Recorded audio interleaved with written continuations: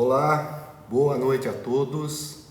Sejam bem-vindos mais uma vez à nossa live, aos nossos canais, às nossas linhas de comunicação no Instagram, no Facebook, no TikTok, no YouTube. Sejam muito bem-vindos e eu agradeço a todos pela audiência, por estarem aqui conosco, para podermos mais uma vez nos encontrar e podermos juntos saborear do pão da vida, da palavra de Deus. Hoje, conforme nós anunciamos, nós faremos uma pregação expositiva do Evangelho de Marcos, capítulo 4. O Evangelho de Marcos, que tem 16 capítulos, estamos entrando no final do primeiro quarto hoje, começando o quarto capítulo e encerrando o primeiro quarto desse que é um dos livros mais importantes de toda a Bíblia Sagrada e de todo o Novo Testamento. Sejam bem-vindos à nossa live, vamos nos conectando e vamos aqui nos reunindo em nome do Senhor para podermos mais uma vez desfrutar da sua palavra, para podermos nos nutrir do seu pão, do pão da vida, que é aquele que nós encontramos nas Sagradas Escrituras. Vamos aqui nos reunir em nome de Jesus para podermos juntos desfrutar daquilo que está na sua palavra, podermos nos alimentar e assim também podermos nutrir a nossa alma com aquele alimento que nos fortalece espiritualmente e que nos dá a fé, tanto a fé natural quanto a fé espiritual e salvífica que nos leva a Cristo e que nos dá a salvação. Obrigado por estarem aqui conosco, sejam bem-vindos mais uma vez. Estamos nos preparando para começar a pregação expositiva do capítulo 4 do Evangelho de Marcos. Você que está chegando aqui conosco, uma boa noite, sejam bem-vindos. Peço aos que estão conosco, seja através da gravação, seja através da audiência ao vivo nesse momento, para que deixe o seu like e para que compartilhe esse vídeo. Isso é de suma importância para que a plataforma reconheça a relevância desse conteúdo e faça com que esse vídeo chegue a mais pessoas. Lembre-se que quando você curte e que quando você compartilha esse vídeo, você está fazendo a tarefa de um discípulo de Jesus Cristo, cumprindo as ordenanças de nosso Divino Mestre que disse: ide por todo mundo e pregai o Evangelho a toda criatura. Ainda que você não esteja diretamente pregando, você estará contribuindo de uma forma indireta para a pregação do Evangelho, quando você compartilha esse vídeo e ele chega para outras pessoas. Afinal de contas, quem é que não precisa da palavra de Deus? Quem é que não precisa do alimento espiritual? Quem é que não precisa de Cristo, que é a própria palavra? Portanto, para quem você enviar esse vídeo, tenha certeza que você estará dando a ela aquilo que ela necessita nesse momento, pois somos necessitados de Cristo, somos necessitados de Deus e somos necessitados da palavra da vida que está em Cristo em todos os momentos da nossa vida, até o momento da volta de Cristo. Sejam bem-vindos. Nós vamos fazer uma breve explanação a respeito do que é o Evangelho de Marcos e vamos assim nos preparando, nos reunindo para começarmos a pregação expositiva do capítulo 4. É importante nós fazermos essa recapitulação para que possamos ter uma ideia do contexto da época e do propósito que envolveu a escrita do Evangelho de Marcos. O Evangelho de Marcos é um dos 4 evangelhos do Novo Testamento e um dos 3 evangelhos sinóticos, junto com o Evangelho de Mateus e com o Evangelho de Lucas. Sinóticos porque Marcos, Mateus e Lucas, diferentemente de João, eles têm uma mesma perspectiva, um mesmo olhar acerca da metanarrativa que conta a história da vida e do ministério de Cristo. Marcos é um evangelho que foi escrito para os romanos, para os gentios que estavam em Roma. E ele tem, por isso, algumas particularidades próprias. Por exemplo, é um evangelho que narra de maneira mais enfática as ações de Jesus do que propriamente os seus ensinos. E por que isso? Os romanos eram um povo que valorizava muito a ação e as conquistas.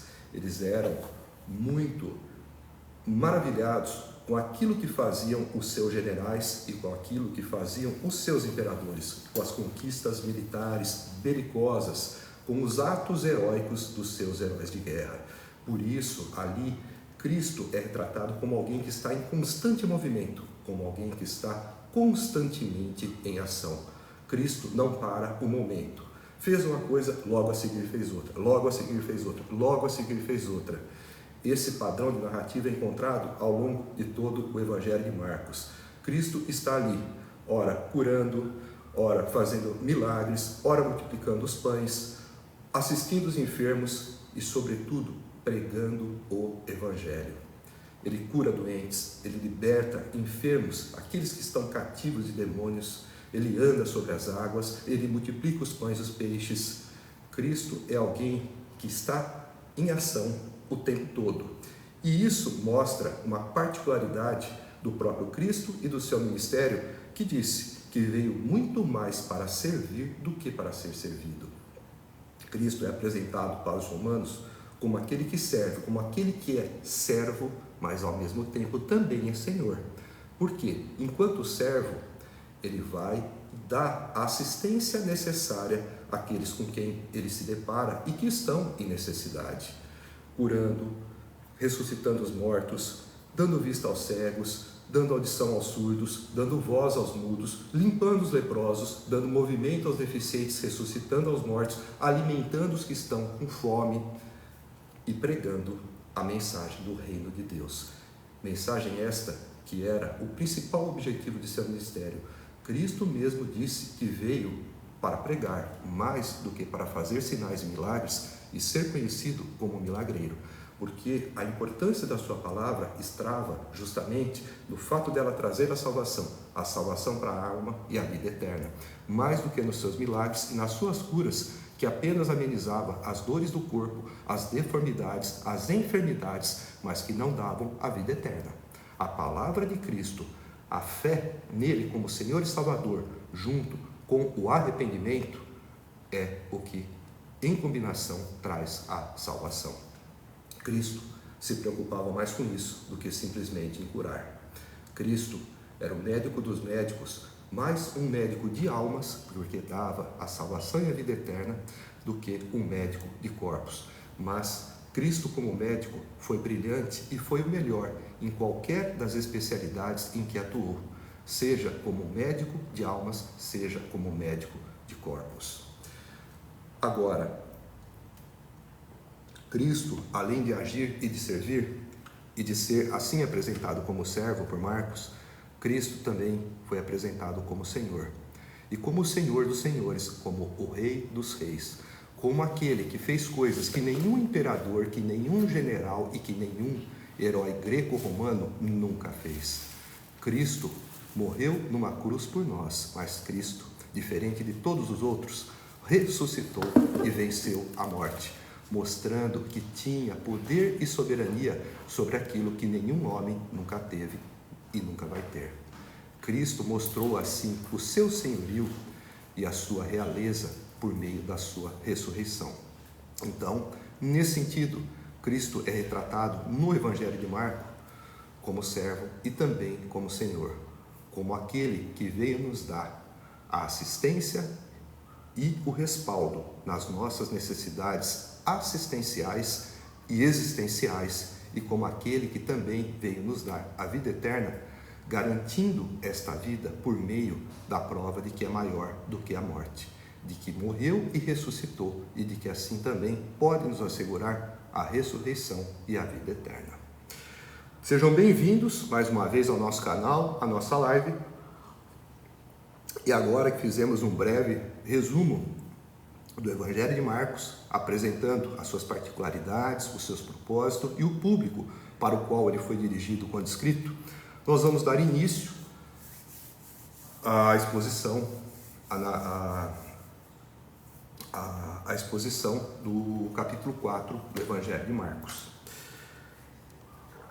Esse capítulo ele é marcado por uma série de parábolas. Parábolas são ensinos de Jesus feitos de uma forma alegórica ou simbólica, que têm o propósito de trazer, através de elementos do dia a dia, como por exemplo as sementes, os solos, o semeador, ideias e conceitos espirituais muito profundos. Nós vamos conhecer essas parábolas, A parábola do semeador, a parábola da candeia, a parábola da semente, a parábola do grão de mostarda.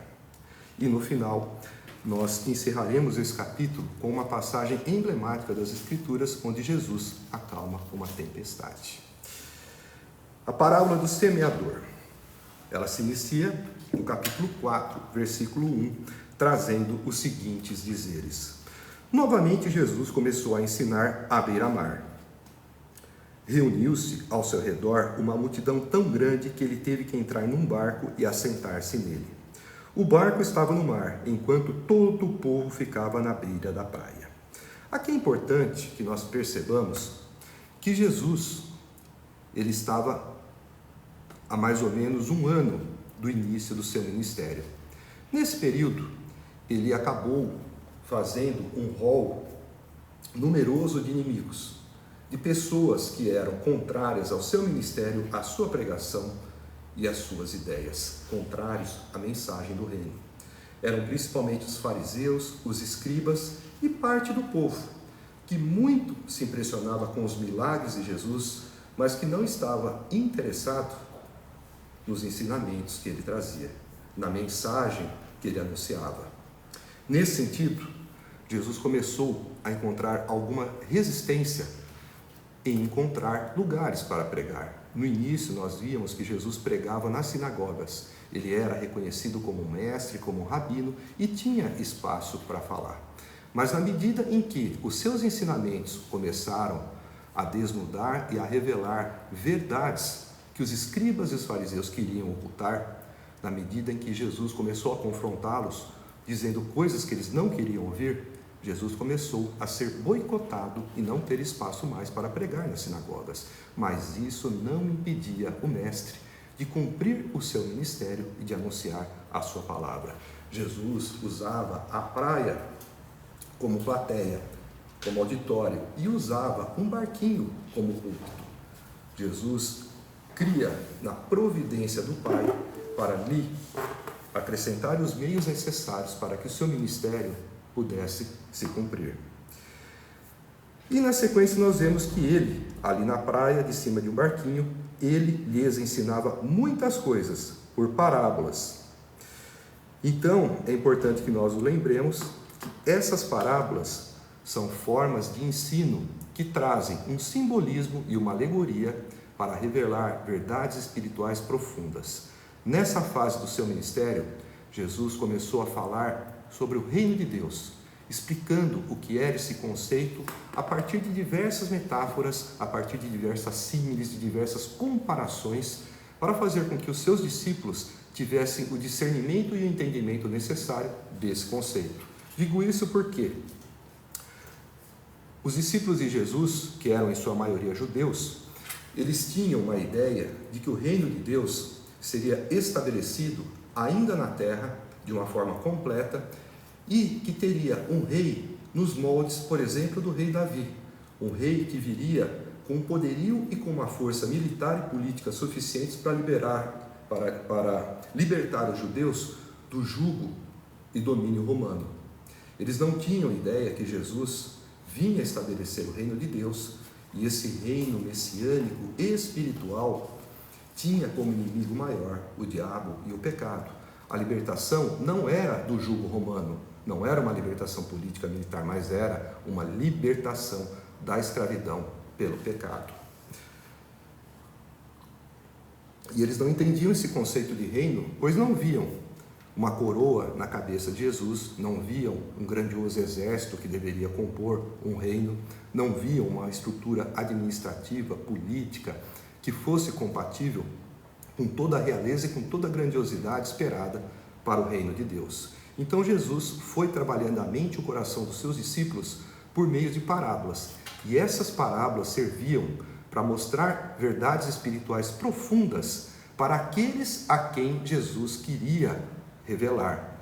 E ao mesmo tempo, como elas eram contadas como histórias figuradas, simbólicas, alegóricas, aqueles que não tinham a mente preparada para ouvi-las e a mente preparada para percebê-las e entendê-las, eles não iriam compreender. Jesus tinha um alvo e um objetivo com as parábolas: revelar verdades para aqueles a quem ele queria e ocultar essas verdades das pessoas que ele não queria que soubesse. Então, ele lhes ensinava muitas coisas por parábolas, dizendo em seu ensino: ouçam, o semeador saiu a semear. Enquanto lançava a semente, parte dela caiu à beira do caminho, e as aves vieram e a comeram. Parte dela caiu em terreno pedregoso, onde não havia muita terra, e logo brotou, porque a terra não era profunda. Mas, quando saiu o sol, as plantas se queimaram e secaram, porque não tinham raiz. Outra parte caiu entre espinhos, que cresceram e sufocaram as plantas, de forma que ela não deu frutos. Outra ainda caiu em terra boa, germinou, cresceu e deu boa colheita, a 30, 60 e até 100 por um. E acrescentou: aquele que tem ouvidos para ouvir, ouça. Quando ele ficou sozinho, os 12 e os outros que estavam ao seu redor lhe fizeram perguntas acerca das parábolas. Ele lhes disse: a vocês foi dado o mistério do reino de Deus, mas aos que estão de fora, tudo é dito por parábolas, a fim de que, ainda que vejam, não percebam, ainda que ouçam, não entendam. De outro modo, poderiam converter-se e ser perdoados. O que Jesus quis dizer com essas palavras? Vamos aqui dividir o nosso estudo, explicando o final, o que Jesus queria dizer com as parábolas, para depois a gente explicar propriamente a parábola do semeador. Então, Jesus explica para os discípulos que ele explicava por parábolas justamente por quê? Porque a eles foi dado conhecer o mistério dos reinos de Deus, do reino de Deus, e Jesus explicava as parábolas e explicava o significado das parábolas para os seus discípulos, como nós vamos fazer a explicação aqui.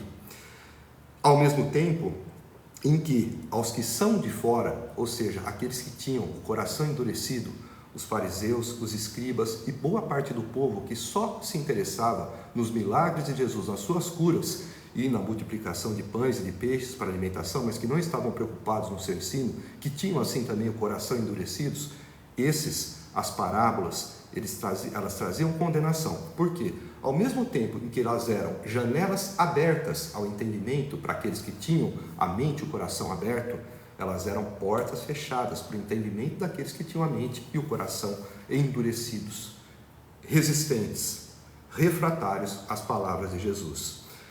Por isso que ele dizia para esses: ainda que vejam, não percebam, ainda que ouçam, não entendam, de outro modo poderiam converter-se e ser perdoados, e aí serem salvos. Jesus aqui, com essas palavras, ele faz uma paráfrase das palavras que Deus deu ao profeta Isaías 700 anos antes, quando Isaías pregava para o povo de Israel, um povo que já estava bastante afastado dos desígnios de Deus, já estava vivendo em desobediência e pecado de uma forma costumaz, e ali Deus disse a Isaías, no capítulo 6, versículos 9 e 10, que estão registradas, que são basicamente essas palavras que Jesus disse, né? Ainda que vejam, não percebam, ainda que ouçam, não entendam, de outro modo poderiam converter-se e ser perdoados, porque Isaías traria uma mensagem naquela época que iria endurecer ainda mais o coração daqueles que já estavam endurecidos, que já estavam em desobediência, que já estavam afastados de Deus. E essa mensagem que iria endurecer o coração deles, eles não iriam compreender. Caso contrário, eles iriam se arrepender, seriam perdoados e seriam salvos. É uma mensagem que traz condenação, porque ela traz um conteúdo que exorta o indivíduo a mudar, mas ao mesmo tempo é uma mensagem que aqueles que têm o coração endurecido não vão entender e vão ignorar. O mesmo acontece aqui com a questão das parábolas. Os que têm o coração endurecido não compreendem as parábolas e, obviamente, não sofrem a transformação que os ensinos que elas trazem poderia promover. Então, essa parábola, que é a parábola do semeador, que é a primeira do capítulo 4 de Marcos, e que é uma das principais, se não talvez a principal parábola dos evangelhos, ela tem uma conotação muito importante. O que ela ilustra? Ela ilustra, na verdade, o processo de evangelização. No primeiro momento, quem estiver desatento pode não se aperceber quando ouve que o semeador saiu a semear e parte das sementes caíram à beira do caminho, outra parte em um solo pedregoso, outra parte em um solo entre espinhos e outra parte em terra boa. Jesus não está falando de agricultura, mas está usando a agricultura como metáfora para explicar a evangelização. Por quê? O semeador, aqui na parábola, é o próprio Jesus. Mas, nos dias de hoje, somos nós e são todos aqueles que fazem a pregação do Evangelho, que fazem o processo de evangelização. Veja que o semeador é um só. A palavra, a semente, ela é a palavra, é o próprio Evangelho.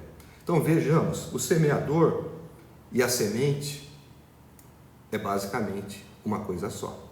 Semeador e semente, eles não mudam. E o que muda? O tipo de solo.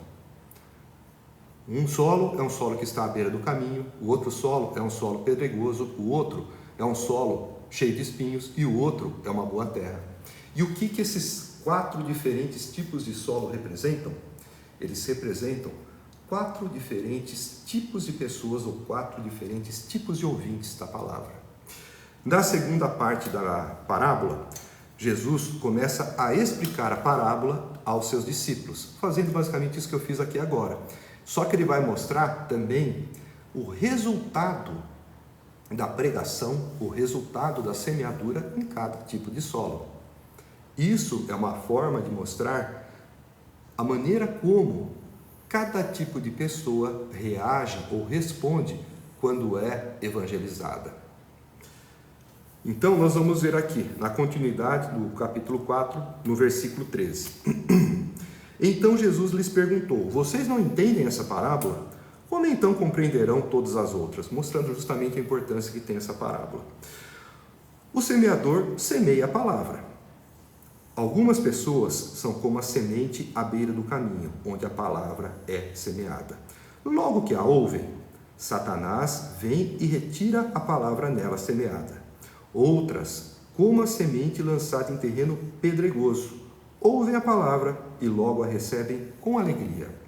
Todavia, visto que não têm raiz em si mesmas, permanecem por pouco tempo. Quando surge alguma tribulação ou perseguição por causa da palavra, logo a abandonam. Outras ainda, como a semente lançada entre espinhos, ouvem a palavra, mas quando chega às preocupações desta vida, o engano das riquezas e os anseios por outras coisas, sufocam a palavra, tornando-a infrutífera. Outras pessoas são como a semente lançada em boa terra. Ouvem a palavra, aceitam-na e dão uma colheita de 30, 60 e até 100 por um. Vamos ver o que isso quer exatamente dizer. Nós vemos aqui então que há um único semeador que semeia em 4 tipos diferentes de solo. Há uma única semente que é semeada nesses 4 tipos diferentes de solo e vemos que cada solo tem uma resposta diferente à semeadura. O que seria aquele solo que está à beira do caminho, aonde as sementes são lançadas, as aves vêm logo, as levam, acabam por comerem-nas, que é o mesmo que aqui Jesus explica, que Satanás vem e tira a palavra delas. O que seria esse tipo de solo e quais seriam o que seria esse tipo de pessoa? Esse tipo de solo é como aquele ouvinte que, quando tem a oportunidade de ouvir a palavra, ele rapidamente se dispersa. É como aquele que está dentro de um banco de igreja, está no culto ou até numa missa, e lá começa a ouvir a pregação e rapidamente se desinteressa. E isso ocorre por quê? Porque recebe ali uma mensagem no WhatsApp, que acha mais interessante que a pregação, vê se tem alguma nova postagem no feed do Facebook, ou do Instagram, ou do TikTok, ou no YouTube. E assim ele vai se dispersando, se distraindo, tirando a atenção daquilo que ele deveria ter como prioridade naquele momento. E assim ele vai simplesmente fazendo com que a palavra nem entre no seu coração, acabe por nem penetrar na sua mente. Antes que isso aconteça, é o que as Escrituras dizem, as aves vêm e acabam por comê-las, ou, metaforicamente falando, Satanás as retira, as arrebata. Nesse sentido, são aquelas pessoas que também, como todo chão pisado, onde passam muita gente, aonde muitos transitam, são pessoas que têm uma mente aberta para todo tipo de voz. São aqueles que imaginam que a verdade está em todos os lugares, que todas as religiões são boas, que todas elas são caminhos que levam a Deus. São aqueles que têm uma visão ecumenista, uma visão pluralista. São aqueles que são receptivos a todo tipo de vozes. Porém, eles estão enganados, porque Cristo disse: eu sou o caminho, eu sou a verdade, eu sou a vida. Ninguém vem ao Pai senão por mim. Portanto, não é esta ou aquela região, mas é a pessoa de Cristo, o único caminho e a única verdade. O resto é conversa, o resto é engano. E essas pessoas são como ouvintes que têm ouvido para muitas vozes. E isso também faz com que eles se dispersem, com que eles percam a atenção e o interesse pela palavra. Consequentemente, aquilo que eles receberam é logo levado, é logo perdido, e eles acabam por não dar fruto nenhum. Outros, como a semente lançada em terreno pedregoso, ouvem a palavra e logo a recebem com alegria. Todavia, visto que não têm raiz em si mesma, permanecem por pouco tempo. Quando surge alguma tribulação ou perseguição por causa da palavra, logo a abandonam. Vejam que estes são aqueles que ouvem a palavra e se alegram, eles se empolgam, eles se emocionam com aquilo que ouvem. Porém, na medida em que começam a vivenciar o próprio Evangelho, em que se deparam com as situações aonde o conflito por conta do Evangelho é inevitável, eles acabam por abandoná-lo. Na medida em que surgem perseguições, em que surgem tribulações, eles abdicam e renunciam ao Evangelho. Que tipo de pessoa seria este ouvinte? É aquele que se empolga, é aquele que entende que o caminho da salvação está ali. Porém, quando ele tem que enfrentar as renúncias necessárias e tem que pagar pelo preço do discipulado, afinal de contas, Cristo nos disse: quem quer ser meu discípulo, negue-se a si mesmo, tome a sua cruz e siga-me. Quem ama o pai ou a mãe mais do que a mim, não é digno de mim. Quem ama o filho ou a filha mais do que a mim, não é digno de mim. Quem ama mais as coisas, enfim, não mais do que a mim, não é digno de mim. Todas essas renúncias fazem com que o indivíduo sinta o preço do discipulado e acabe renunciando. As perseguições, as tribulações são também resultado do confronto que ele vai enfrentar nos lugares que ele vive, que ele frequenta, no trabalho, na universidade, no meio social, no clube. Afinal de contas, quando ele ouve e se alegra e começa a querer viver o Evangelho, tendo uma vida de santidade, ele vai naturalmente contrastar com o estilo de vida das pessoas com quem ele convive nesses lugares que eu falei, no trabalho, no clube, na universidade, no grupo de amigos, e isso vai gerar perseguição. Muitas vezes ele vai destoar. Aquele grupo que muitas vezes se reunia para irem num prostíbulo e que ele muitas vezes ia junto e agora não vai, ele passa a ser intruso, porque ele sabe de tudo que as pessoas fazem naquele grupo, mas ele não se torna partícipe daquilo. E isso começa a incomodar. Ele começa a ser excluído, primeiro do grupo de amigos, depois das oportunidades, das promoções do trabalho, e muitas vezes esse tipo de perseguição que ele tem que enfrentar é pesada demais para ele aguentar. E ele renuncia à palavra e volta para o seu estilo de vida mundano. O outro tipo, outros ainda, são como a semente lançada entre espinhos. Ouvem a palavra, mas quando chegam as preocupações dessa vida, O engano das riquezas e os anseios por outras coisas sufocam a palavra, tornando-a infrutífera. O que seria esse tipo de pessoa? São aquelas pessoas que também ouvem o Evangelho, mas tendo que fazer uma série de ajustes, uma série de renúncias, elas também não aguentam. O que seriam, por exemplo, as preocupações dessa vida, o engano das riquezas e o anseio por outras coisas que sufocam a palavra, tornando-a infrutífera. O engano das riquezas. Imagine aquele indivíduo que tem um negócio lucrativo, mas desonesto. Por exemplo, um comércio aonde ele pratica preços abusivos e ele tem um monopólio, por exemplo, em uma pequena cidade. Ele sabe que ele vende por um preço muito acima da média dos outros lugares e muito acima daquilo que seria o justo para se vender. Mas isso daí é lucrativo e é algo vantajoso para ele, embora não seja ético e não seja honesto. Quando ele se depara com esse tipo de situação e toma ciência de que isso não é certo e que para estar em conformidade com o Evangelho ele não pode mais continuar, ele muitas vezes desiste. Aquele indivíduo que tem uma amante, que tem um amante e que precisa fazer um ajuste de conduta para estar em conformidade com o Evangelho, abrindo mão do seu amante, da sua amante, do que for, e se ajustando a uma vida digna, a uma vida aonde você vive de uma maneira conforme o Evangelho coloca, esse indivíduo, ele muitas vezes renuncia. Por quê? Porque ele não quer abrir mão da vida mundana e prazerosa aos olhos dele que ele leva. Os deleites do mundo, as tentações das riquezas, as preocupações com as coisas do dia a dia acabam por sufocá-lo, sufocando a palavra.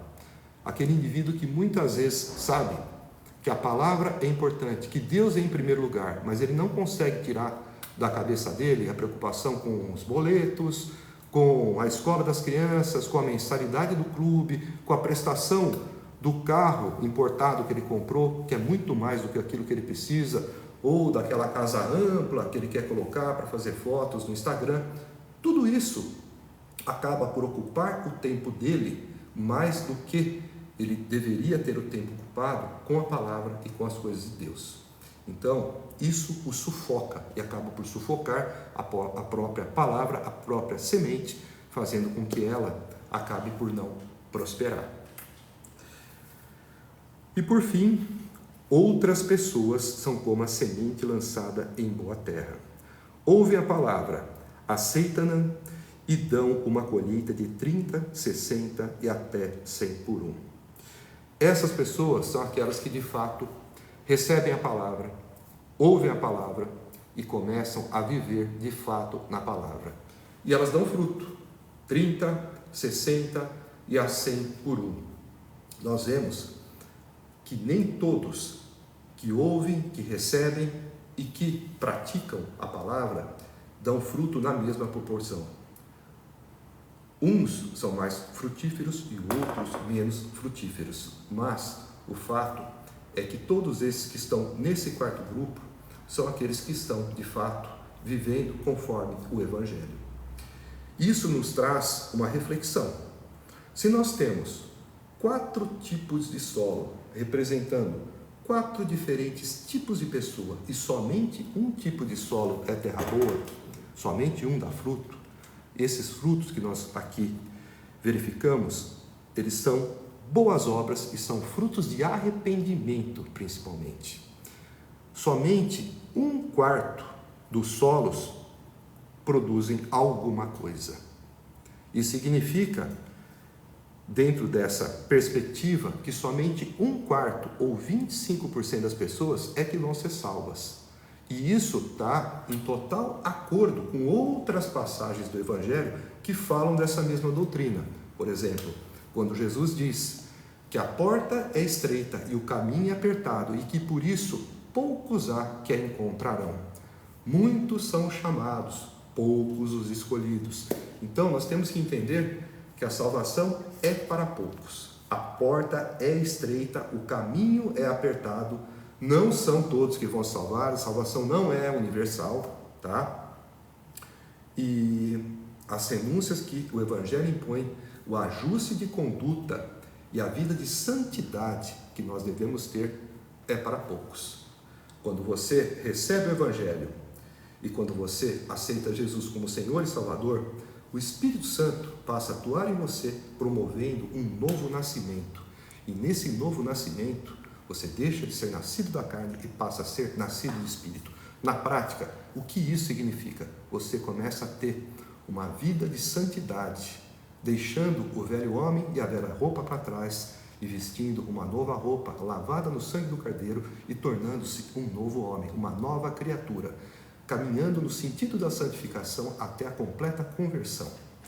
Esse é o processo que o indivíduo eleito, que o salvo, passa durante o seu processo de conversão e de santificação que ocorre em paralelo ao novo nascimento e que é a obra do Espírito Santo, que se dá início a partir do momento em que o indivíduo, ouvindo a palavra, é tocado, é chamado e aceita Jesus como Senhor e Salvador. Reflitam nisso.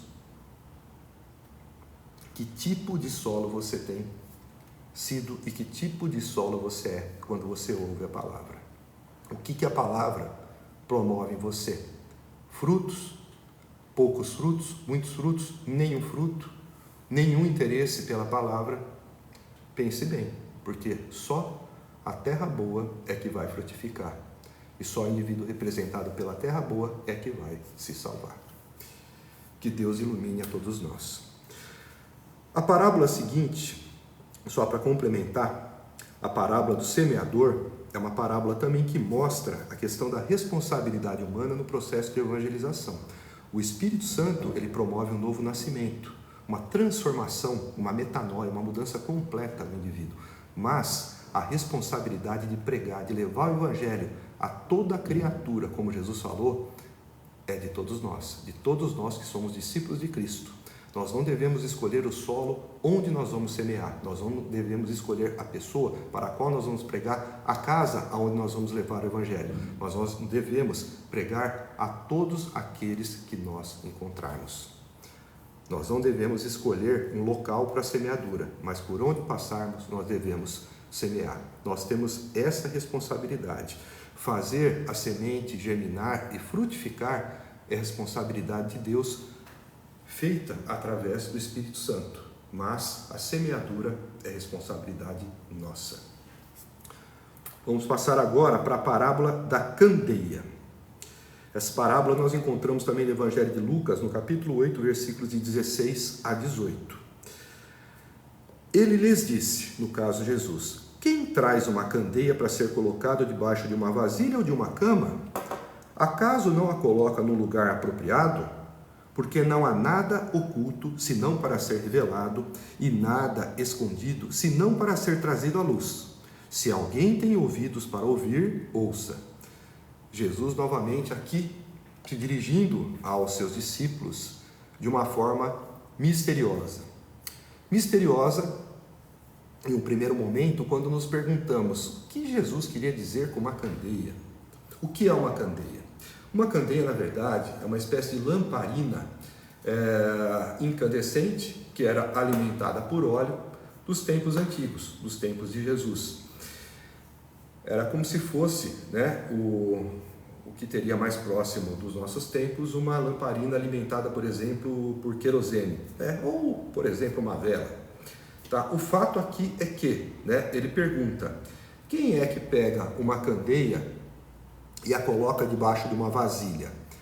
Vasilha também nós encontramos como tradução em outras versões da Bíblia, essa que eu estou lendo é a NVI, ao invés de vasilha, alqueire. Alqueire. O que seria o alqueire? O alqueire é uma vasilha que tem uma determinada medida para fazer justamente uma medição de uma dada porção de cereais. Então seria aqui a cena, Jesus perguntando, quem é que acende uma candeia e coloca uma vasilha em cima, por exemplo, um cesto cobrindo essa vasilha, afinal de contas, cobrindo essa candeia. Afinal de contas, quem acende uma candeia, ou acende uma luz, ou acende uma vela, quem providencia uma fonte de luz, quer fazer o que com essa fonte de luz? Quer esconder? Não, quer usar justamente a luminosidade para poder revelar coisas que estão ocultas, para poder fazer com que se enxergue o ambiente, para se poder, por exemplo, caminhar em segurança, vendo os obstáculos que estão no caminho, vendo a irregularidade do relevo, vendo os acidentes geográficos, enfim, podendo ver aquilo que está oculto, imerso na escuridão e nas trevas, aquilo que está nebuloso e que passa a ser visível quando a luz se irradia e é emitida a partir dessa candeia. Então, Jesus diz: quem é que traz uma candeia para ficar debaixo de uma vasilha ou de uma cama, para ficar escondida? Quem é que faz isso? Por acaso ele não vai colocar no lugar apropriado? No caso, algumas traduções não se coloca ela no velador, ou seja, um lugar onde pode ser vista, justamente para que possa iluminar e a luz trazer ali visibilidade àquilo que está oculto, senão para ser revelado, senão porque não há nada oculto, senão para ser revelado, e nada escondido, senão para ser trazido à luz. O que a candeia tem a ver com as parábolas de Jesus acerca do reino de Deus? Então, a candeia, na verdade, é uma metáfora do próprio Evangelho, da própria palavra de Deus, que ela não é para ficar oculta, guardada ali entre um grupo de discípulos, entre um grupo de pessoas que somente elas se beneficiam das benesses que a própria palavra traz. Jesus, com essa parábola, ele enfatiza novamente a necessidade ali, dizendo para os seus discípulos, e que também é válida para nós, de se evangelizar.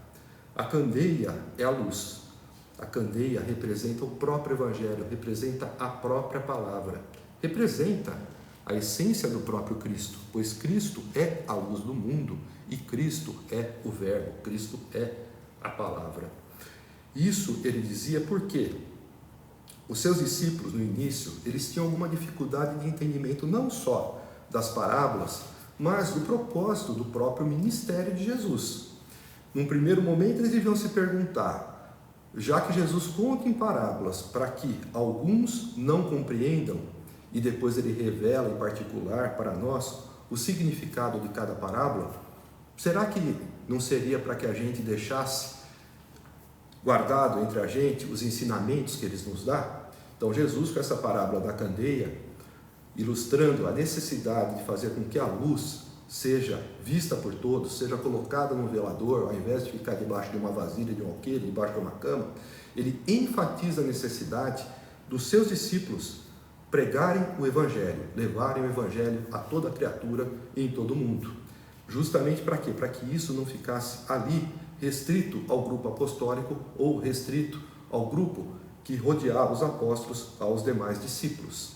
Havia também na época de Jesus uma ideia de que o conhecimento espiritual mais elevado, ele era dado e reservado a um grupo de pessoas. Isso era uma visão greco-romana, principalmente proveniente da filosofia grega, do gnosticismo, que achava que o conhecimento espiritual verdadeiro, ele não era dado a qualquer um, mas somente a um grupo de pessoas iluminadas, e que isso deveria ficar reservado ali entre eles, porque os demais não tendo iluminação, não teria compreensão, então não teria por que serem partícipes de tais conhecimentos. Mas Jesus aqui deixa bem claro que o Evangelho deve ser levado a todos, que a candeia deve ser colocada não debaixo da alqueire, não debaixo da vasilha, não debaixo da cama, mas no velador, ou seja, no lugar onde todos a vejam, ou seja, eles devem levar a luz, a palavra do Evangelho e a todo lugar.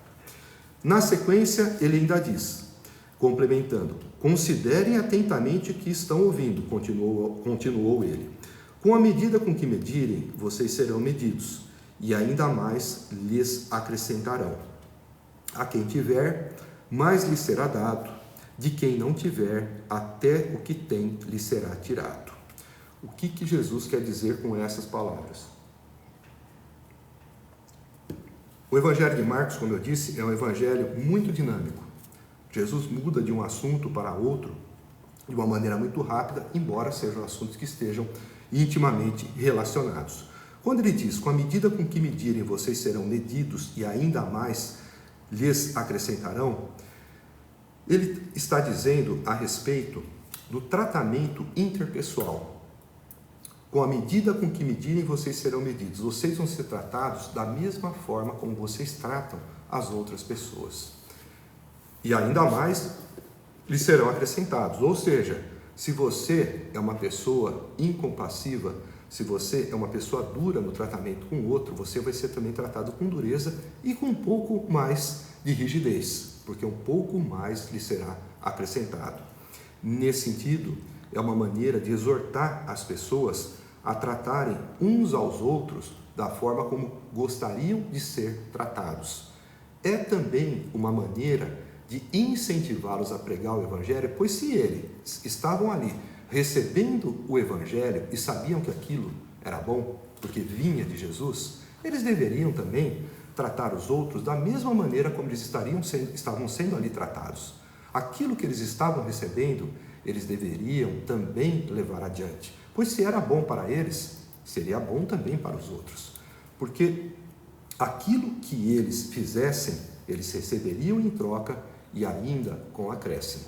Nesse sentido, é uma maneira da gente também refletir no fato de que nós somos muitas vezes tratados e temos um tratamento que é o reflexo da forma como nós tratamos os outros. Por isso é importante que nós tratemos as pessoas com dignidade, para que sejamos também tratados com dignidade e ainda com uma dignidade que venha acrescida de mais dignidade. A outra parte, a quem tiver, mais lhe será dado. De quem não tiver, até o que tem lhe será tirado. Aqui também é uma exortação para que aquilo que eles recebiam fosse passado adiante. Por quê? Como eles estavam recebendo, eles tinham a obrigação de levar adiante. Por quê? A quem tiver, mais lhe será dado. Se eles têm e eles estão dando, mais eles vão receber. Agora, aqueles que não têm, até um pouco lhes será tirado. O que é isso? É justamente a questão daquelas pessoas que tinham o coração endurecido, os fariseus, os escribas, o povo que só queria saber do pão e dos peixes e dos milagres que Jesus fazia. Esses daí que tinham a oportunidade de receber a palavra, mas que não queriam saber. Então, o pouco que tinham, que eram na verdade o pouco que conheciam das palavras, porque tinham o coração endurecido, não tinham interesse de receber, até o pouco que tinham lhe seria tirado, porque eles não iam receber mais. A partir dali, veja que Jesus começou a ensinar por parábolas. Se antes eles não tinham interesse em aprender, agora com parábolas, com um significado oculto aos endurecidos, o interesse deles vai ser ainda menor. E isso, obviamente, vai fazer com que eles não sejam perdoados, não se arrependam, não sejam perdoados, não se convertam e não sejam salvos.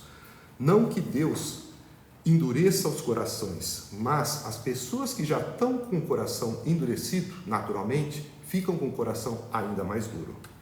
Aqui também se mostra, de certa forma, a questão do plantio e da colheita. Aquilo que você planta, você vai colher. Aquilo que eu disse com relação ao relacionamento interpessoal, né? A forma como você trata as pessoas reflete na forma como você vai ser tratado. É uma questão também de semeadura e colheita, de plantio e colheita, ou até mesmo de ação e reação. Aquilo que você faz, você recebe também. A parábola seguinte é a parábola da semente. Peço para que vocês, agora nesse intervalo entre uma parábola e outra, lembrem-se de curtir e lembre-se também de compartilhar. Porque quando você curte e compartilha, você faz com que o algoritmo das plataformas, das redes sociais, entendam a relevância dessa pregação e distribuam para mais pessoas. Isso ajuda na semeadura da palavra. Isso ajuda na dispersão do Evangelho, faz com que a palavra seja levada a muitas pessoas e atinja todos os povos.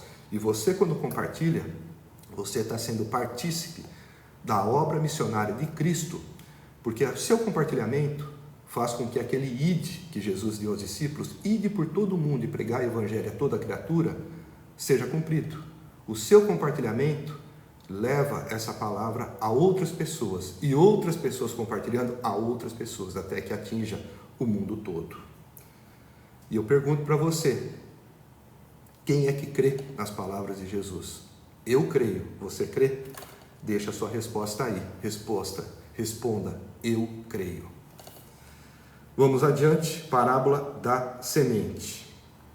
Essas parábolas, como eu disse, ela tem o propósito de trazer uma ilustração da missão evangelística e também o conceito daquilo que é o reino de Deus, de Jesus para os seus discípulos, que seriam aqueles que seriam depois os alicerces, os pilares da igreja para todo o mundo até os nossos dias. Parábola da semente. Ele prosseguiu dizendo: o reino de Deus é semelhante a um homem que lança a semente sobre a terra. Noite e dia, estando ele dormindo acordado, a semente germina e cresce, embora ele não saiba como. A terra por si mesma produz o grão. Primeiro o talo, depois a espiga e, então, o grão cheio na espiga. Logo que o grão fica maduro, o homem lhe passa a foice, porque chegou a colheita. Essa é mais uma parábola que fala a respeito do processo de evangelização e que começa aqui a exaltar a questão da soberania de Deus no processo de crescimento do reino de Deus, no processo que faz com que a palavra germine, cresça, produza, frutifique. Veja que a parábola ela enfatiza a necessidade do homem lançar a semente sobre a terra. Mesmo que ele não saiba o que acontece, mesmo que ele esteja noite e dia dormindo e acordado e não saiba como que aquilo começa a crescer, como que aquela semente lançada, ela começa a germinar, ela cresce, ela produz, até que ela dá uma espiga, pronta para ser, então, colhida, grão cheio na espiga. O homem, ele tem a missão de semear, a missão de pregar, a missão de evangelizar. O ato de conversão do indivíduo a partir da pregação não é uma missão humana. Isso é uma obra do Espírito Santo de Deus, agindo na mente e no coração das pessoas, fazendo com que elas reflitam e sejam tocadas a partir daquela mensagem que elas receberam, a partir da pregação que elas ouviram. Você precisa pregar, porque as pessoas precisam ouvir. Se elas vão se comportar como um solo de beira de caminho, um solo de pedregal, um solo entre espinhos ou como terra boa, isso não é problema seu, isso não é problema nosso. Isso nós só vamos saber quando Jesus chegar, quem de fato é cada tipo de solo. Mas aquele que promove o processo de a germinação, o crescimento e a frutificação da semente é o Espírito Santo de Deus, é o próprio Senhor agindo no coração e na mente das pessoas.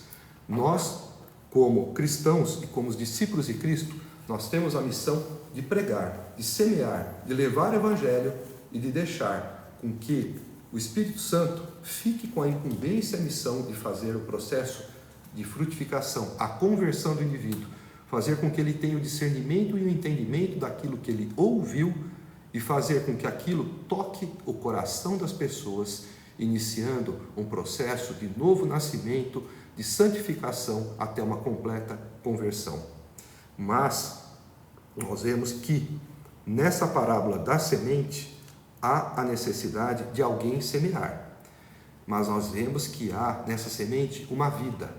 Há um automatismo que faz com que ela, depois de semeada, ela germine, ela cresça, ela produza, ela frutifique, ela dê talo, ela dê espiga e dê grão na espiga. Todo esse processo é autônomo, independente e automático e não tem relação com o ato de semear. Isso tudo vem depois, mas é preciso que haja a semeadura.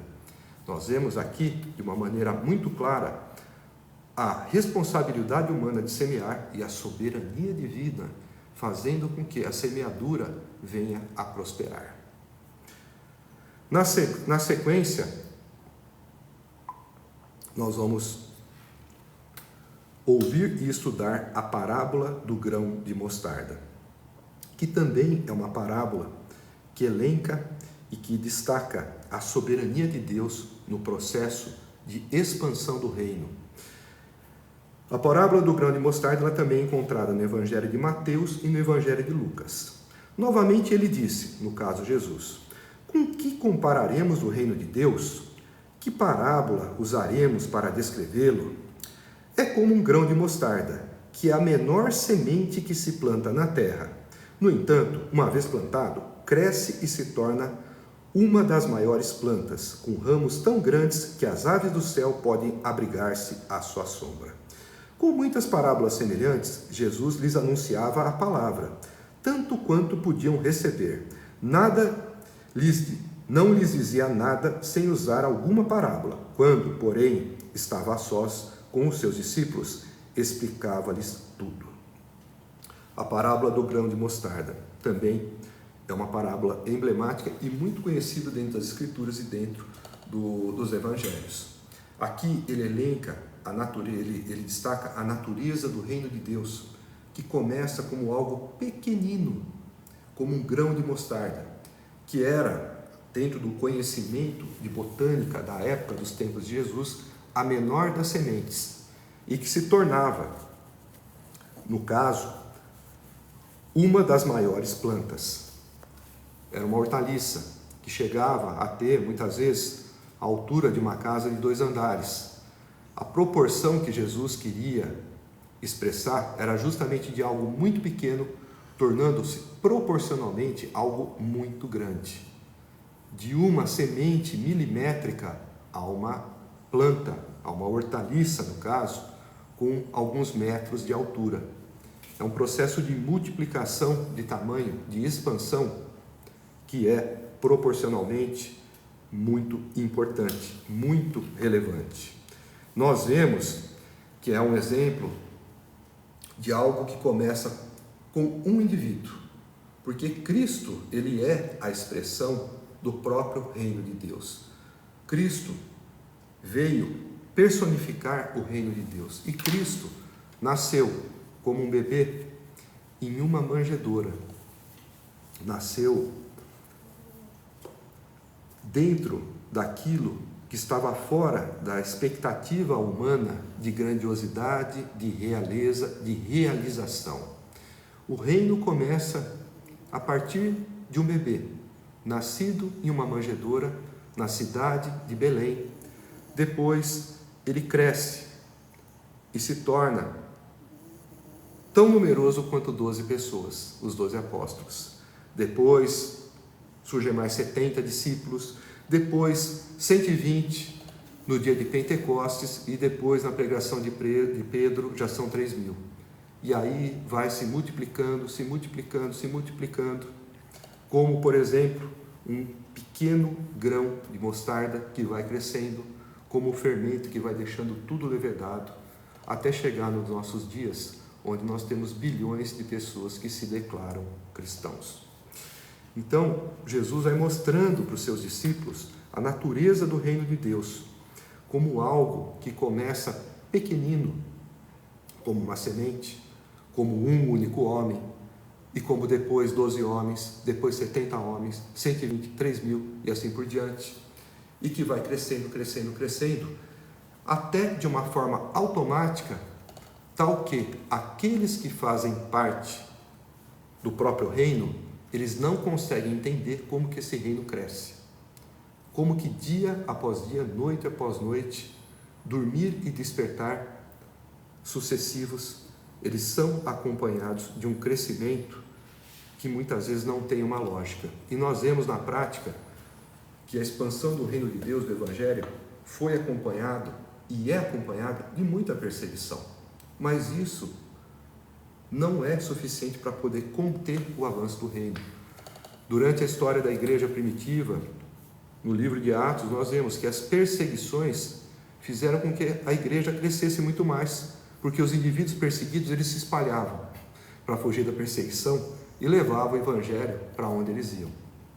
Então a perseguição, ao invés de fazer com que o reino diminuísse ou estagnasse, fazia com que ele crescesse. Então, Jesus vai elencando assim, com uma série de exemplos, o que é o conceito, construindo o conceito de reino de Deus na cabeça dos seus discípulos.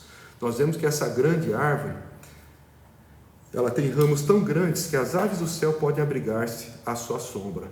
Isso é uma metáfora do reino de Deus crescendo como uma árvore e colocando debaixo da sua sombra, debaixo dos ramos, dos seus galhos, os gentios, as pessoas que não faziam parte do reino e que vão conhecendo a palavra, que vão aceitando a Cristo e que vão sendo colocados debaixo da cobertura dessa planta, dessa grande árvore.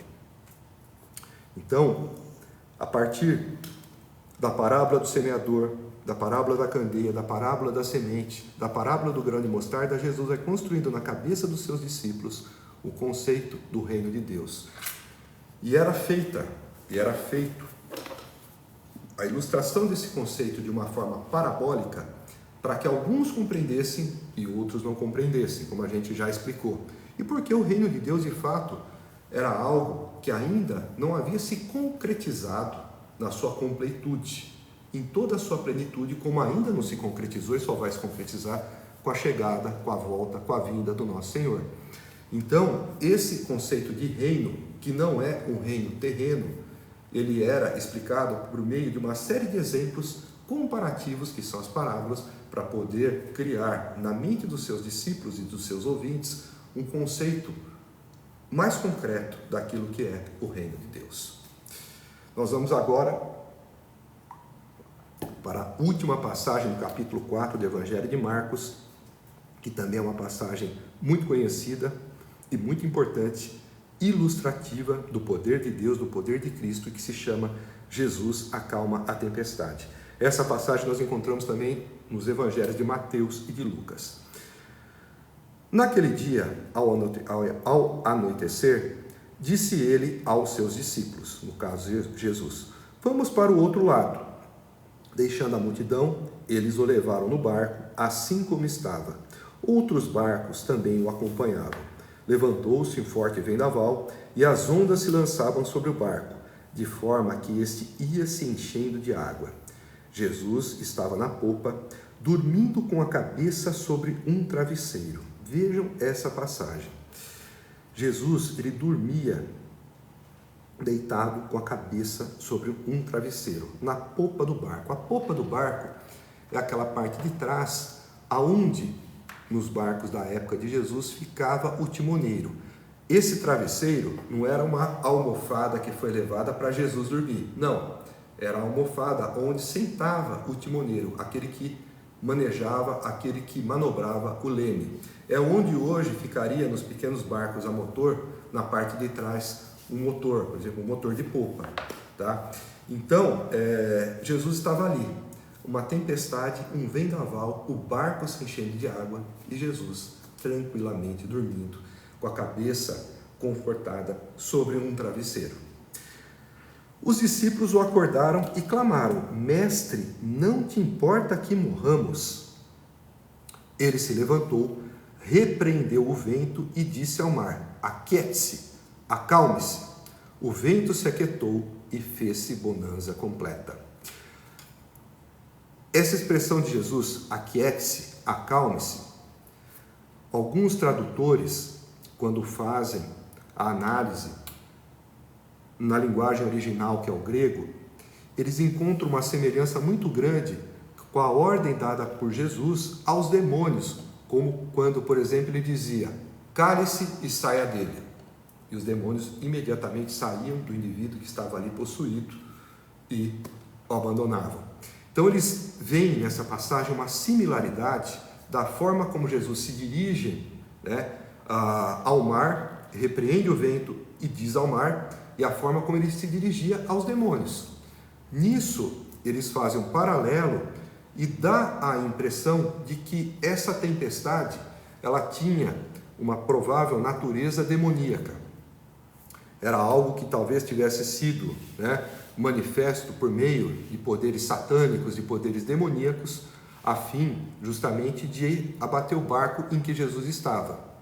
Claro que tempestade alguma iria ali, dragar o Filho de Deus, mas Deus, em sua infinita sabedoria, poderia realmente ter permitido que aquilo acontecesse para que a glória de Deus e o poder de Cristo viesse se manifestar na ordem que ele dá, ali acalmando o vento e o mar. O vento se aquietou e fez-se bonança completa. Então perguntou aos seus discípulos: por que vocês estão com tanto medo? Ainda não têm fé? Eles estavam apavorados e perguntavam uns aos outros: quem é este que até o vento e o mar lhe obedecem? Vamos analisar com um pouco mais de calma essa passagem. Nós vemos que Jesus e seus discípulos, eles estavam de um lado e foram para o outro lado. Outro lado do quê? Pelos outros evangelhos nós vemos nessa passagem que eles estavam atravessando o mar da Galileia, o mar de Tiberíades, ou também chamado de mar de Genezaré, que na verdade não é um mar, é uma lagoa de água doce que tem mais ou menos 21 de comprimento por 14, 21 por 14 quilômetros. E é justamente nesse lugar que ficavam boa parte das cidades que fizeram parte do ministério de Jesus, Betsaida, Cafarnaum, dentre outras. E o que acontece? Os discípulos de Jesus eram marinheiros experimentados, eram pescadores. Tiago, Pedro, João, André, eram pessoas que viviam nesse mar da Galileia, fazendo ali as suas atividades profissionais, os seus labores. Então eles estavam acostumados a lidar com o mar revolto, visto que essa região, esse mar em particular, que é uma lagoa, ele costumava ter tempestades bastante vigorosas. Até hoje, os que visitam essa região relatam que constantemente recebem avisos de prováveis tempestades, por conta de algumas particularidades geográficas do próprio lago. O fato é que eles estavam no barco, eles estavam indo para o outro lado do barco, do outro lado do lago, amando de Jesus, e ainda assim tiveram que enfrentar uma tempestade. Muitos, quando leem esse texto, se perguntam, afinal, por que é que eles tiveram que enfrentar uma tempestade se eles estavam indo de um lado para outro do lago, conforme a ordenança de Jesus? Isso serve para mostrar que mesmo quando nós agimos e nos comportamos debaixo da ordenança de Deus, nós não estamos isentos de problemas, de tempestades e de tribulações. Mas se você vê, apesar deles enfrentarem uma tempestade de características sobrenaturais, de uma força impetuosa que estava além daquilo que eles estavam acostumados. Afinal de contas, eram marinheiros, pescadores experientes. Eles não ficaram desassistidos. Vemos que Jesus lhes pergunta: por que vocês estão com medo? Ainda não têm fé? Nós entendemos que eles não tinham a fé que Jesus imaginava que eles deveriam ter, a fé que Jesus gostaria que eles tivessem. Mas eles tinham fé. Alguma fé eles tinham, afinal de contas, diante do problema, diante da tempestade, eles acordaram Jesus. Se acordaram Jesus é porque eles acreditavam que Jesus tinha poder para acalmar o mar e para poder repreender o vento, como de fato aconteceu. Mas nós vemos que Jesus os repreende por isso, porque esperava que eles tivessem mais fé. Afinal de contas, quando Jesus falou, vamos para o outro lado, a palavra foi dada, e a palavra não falha. Se Jesus disse que eles iriam para o outro lado, é natural que eles chegariam ali, independente do que eles encontrassem no caminho. É isso que Jesus queria exortá-los, preparando-os para aquilo que iriam mais adiante encontrar. Teriam um ministério duro pela frente, depois da morte, ressurreição e ascensão de Jesus Cristo. E eles tinham que confiar na palavra que eles receberam dele. Eles tinham que confiar que Deus estava com eles. Deus estava no barco, porque Cristo é Deus. E Cristo repousava porque confiava na providência do Pai. Jesus dormia, mas o Pai estava atento, estava acordado. Era essa ideia que ele queria, Jesus, passar para os seus discípulos. Terem a confiança de que aquilo que foi anunciado vai ser cumprido. Vale também aqui, fazendo um parêntese, que nós nos lembremos que Cristo anunciou que vai voltar, e isso vai se cumprir. Pensem nisso. Mas o fato é que eles não tinham a fé do tamanho que Jesus esperava que eles tivessem. Eles estavam apavorados. E quando viram que Jesus conseguiu aquietar o mar, aquietar a tempestade e fazer uma completa bonança, eles então disseram uns aos outros: quem é este que até o vento e o mar lhe obedecem? Essa pergunta é uma pergunta retórica. Afinal de contas, eles, como judeus, sabiam quem Jesus era. Afinal de contas, eles sabiam que quem tinha e quem tem poder sobre o mar, poder sobre a natureza, é Deus. Eles sabiam que foi Deus quem abriu o mar nos tempos de Moisés para o povo passar a pés secos. Sabia que nos tempos de Josué, quem abriu o rio Jordão foi Deus. Sabia que nos tempos de Jonas, o profeta fujão, foi Deus quem trouxe a tempestade e foi Deus quem depois acalmou o mar. Eles sabiam disso. Portanto, quem é este que até o vento e o mar lhe obedecem? É o próprio Deus, Jesus Cristo. E nós devemos tirar também de lição que muitas vezes nós encontramos problemas que não estão previstos e problemas que muitas vezes estão além do nosso alcance. Tempestades que surgem na nossa vida quando nós estávamos momentos antes diante de um céu aberto, de um sol resplandecente e de um céu que não apresentava nuvens, de um azul celeste e infinito. Essas tempestades chegam e muitas vezes chegam em uma intensidade que estão fora do nosso controle. Era o que acontecia aqui com eles. É o que acontece, por exemplo, com alguém que tem um negócio que vai muito bem e que de repente, por um infortúnio, começa a degringolar e começa a afundar a tal ponto que está fora do controle daquele que antes controlava o negócio. É alguém que tem uma saúde perfeita e que diante de uma enfermidade perde por completo o controle da sua própria vida. Muitos passaram por isso durante a pandemia de Covid. Muitas pessoas que tinham uma saúde perfeita, que eram saudáveis, se depararam com uma enfermidade mais forte do que elas. E que mesmo diante de todos os recursos que a medicina dispunha, algumas sucumbiram e outras sobreviveram com sequelas. Outros se recuperaram. Mas o fato é que muitas vezes o problema estava fora do controle das mãos do homem. Como também acontece muitas vezes num relacionamento, seja numa amizade ou seja numa relação conjugal, aonde muitas vezes um relacionamento que está caminhando bem sai do trilho e o indivíduo perde o controle do trem.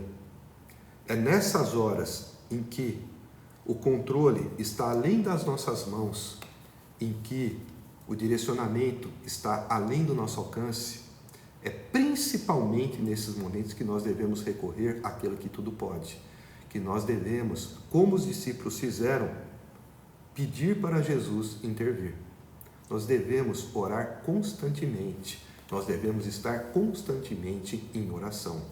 Mas é nesses momentos, principalmente, que nós devemos confiar na providência divina, porque há tempestades que só Deus tem força e poder suficiente para acalmar os ventos e para abrandar o mar.